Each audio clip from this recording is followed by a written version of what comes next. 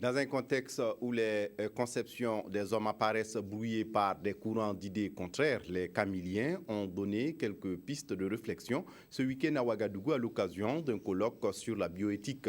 Organisé dans le cadre des 400 ans de la naissance de Saint Camille de l'Hélice, le patron des infirmiers dans l'Église catholique, c'est un travail de reconstruction auquel se sont livrés les participants du colloque de Ouagadougou. Karim Namouano. Un colloque de haut niveau, une rencontre de sommité de la médecine et de la bioéthique. Le centre cardinal Paul Zungrana a servi le temps d'une journée de lieu de haute discussion autour de la bioéthique et de la recherche scientifique.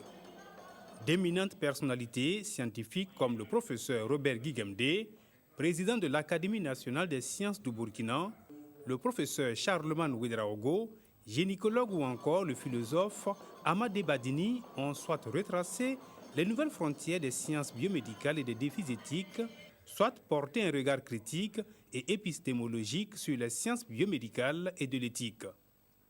Le colloque d'une journée a surtout permis aussi d'échanger sur l'euthanasie et la dysthanasie dans une perspective culturelle. Et c'est un homme de culture qui est venu entretenir les participants. Pour Maître Titenga Frédéric Passéré, permettre à un malade souffrant et sans espoir de guérison de partir dans la dignité est contraire aux cultures africaines. La vie est sacrée pour l'Africain. À mon sens, il n'est pas possible, dans une situation concernant l'Afrique, qu'il y ait euthanasie.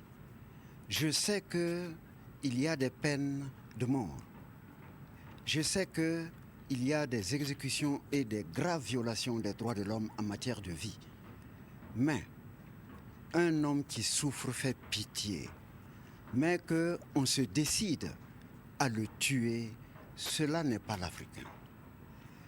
Au plus, c'est-à-dire le seul comportement, on fera tout pour qu'il vive.